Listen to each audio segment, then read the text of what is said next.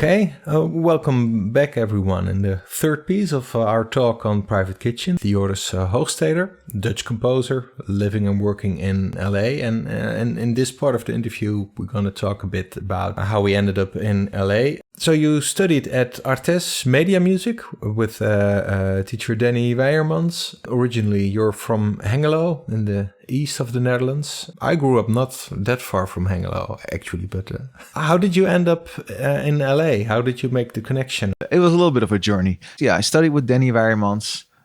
Amazing guy. We're still in regular contact. We have a yearly sit down, hangout in Utrecht with the other classmates from back in the day.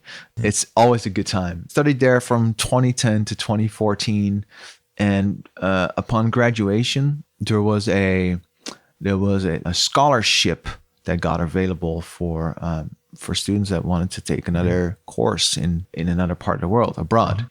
And so I applied for that because I was like, LA, that's where we need to be. I want to learn what's going on over there, right? I applied and I started doing my master's studies in California, right here in Fullerton.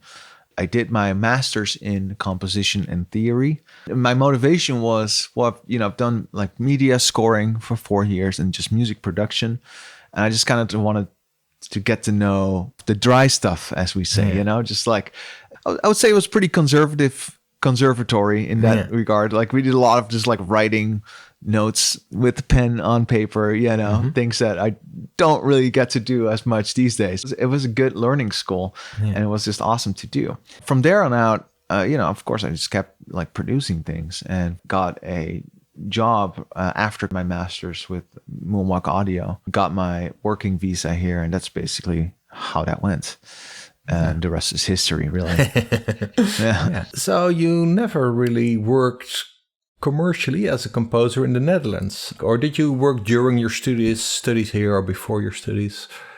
Not really. No, I mean, I was back home during breaks and things like that. And I've done some work in the Netherlands. Growing up, I was always with a theater school. I used to write a lot of musicals for them. That also lots of like good training wheels there. Try to write for a theater production and then finding out how it works in a live situation. That'll teach you a lot.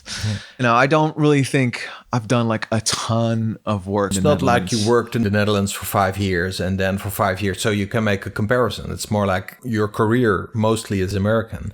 Do you feel it's an advantage that you come from Europe? Do you bring like a typical European perspective or aesthetic, or does it not really matter? Is it more about you and your personal taste and musical ideas? I think it's more of the latter. I'm trying to think, the European influence is an interesting one, but I'm also not sure if I'm the right person for that, because this is very broadly speaking and over-exaggerated.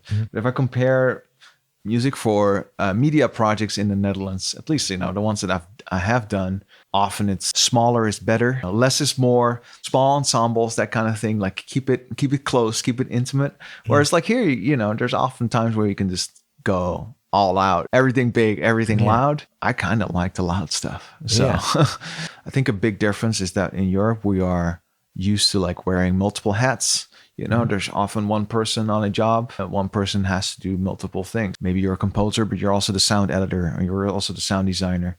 And I feel like the traditional way of working in Hollywood is a little bit more segmented, whereas like, there's a composer, and then the composer is done. He sends his work to the MIDI prepper. Not even the orchestrator. No, it goes to the MIDI prepper, and the MIDI prepper sends it over to the orchestrator.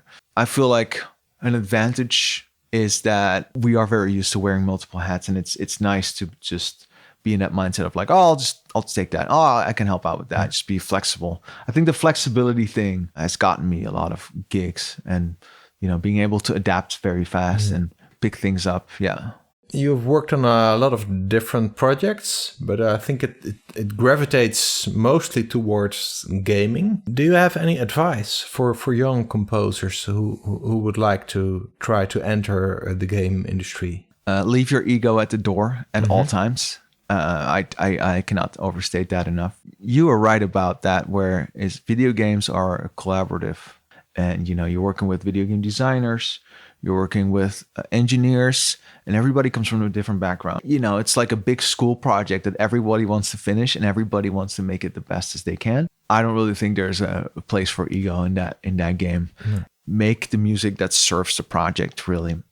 On a more practical level, I think it's really good for composers to know about implementation, get familiar with the big audio middleware like Fmod and WWise and that kind of thing. And it's also not terrible to just familiarize yourself with a game engine like Unity or Unreal Engine.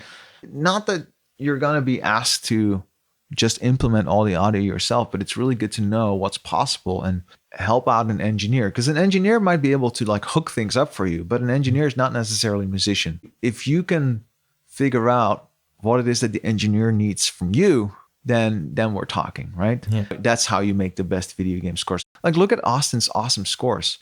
A lot of that is also of him just going and meeting with the audio implementation guy, whether it's an engineer or a dedicated audio implementation person, to make sure that everything works. Same thing for Stray Gods. For every 5-minute song that a player hears, we probably wrote 45 to 50 minutes of music. But if the implementation ain't right, then there's nothing. So I think it's really good for composers to know about that stuff. And also, there's only so many composers, and I think it's just also good to be able to take on a job of implement some audio. You're still in your field, and same for me. I'm not out here just scoring every big video game. I get to work on a lot of video game scores. I'm doing a lot of other jobs like video game, like audio implementation and all the synthesizer stuff as well. So it's good to just stay flexible and familiarize yourself with as many aspects of the process as possible. Does it matter a lot where you're located? I think it's starting to matter less and less because everybody works remotely. It's really good to be able to go to to easily get on the freeway and get to an event that you want to be at. Connection wise, it's really good. The stuff is happening here. So I feel like the closer you are to the fire, you're getting in the scene and you see what everybody's doing. Everybody sees what you're doing. And I think that is important. If you're good at what you do, I feel like, the cream rises to the top. So I don't think it's impossible to be somewhere else and still be successful at what you do. No, but to start out, it would be your advice to get out there, meet people, go to conferences, go to where the action is. Yeah, I think that's generally good advice. If you're in Amsterdam, it's way easier to meet that director real quick. Just get on your bike and just have a coffee. If I were to live in Hengelo and we're 2-hour train ride, is this trip gonna be worth the effort right now? The spontaneity of the whole thing is a good aspect. I know what you mean. Talking about the Hollywood and film composing, I imagine that for a lot of people, composing for film in Hollywood sounds like the holy grail. But I also know of stories of interns that worked crazy hours, didn't get any credit. Sometimes it bordered on physical abuse. They didn't get much out of it in the end. There could also be a great disillusionment and going to LA and then maybe not making it. Is there a darker side to it? Yes. I'm fortunate to have never been in that situation, like an unpaid intern grabbing coffee for on 26-hour shifts or anything like that. You hear those horror stories.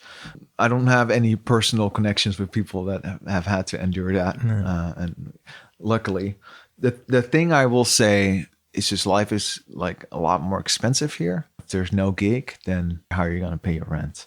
And I think that it's a little bit more unforgiving out here than the safety net that you have in the Netherlands. I don't think it's necessarily society is more harsh. It's just everybody here wants that thing, There's definitely people that take advantage of that. But also, I feel like at the end of the day, the good-hearted people, the good-spirited people are also the people that are working as well. So you just have to make the right connections and be on your guard.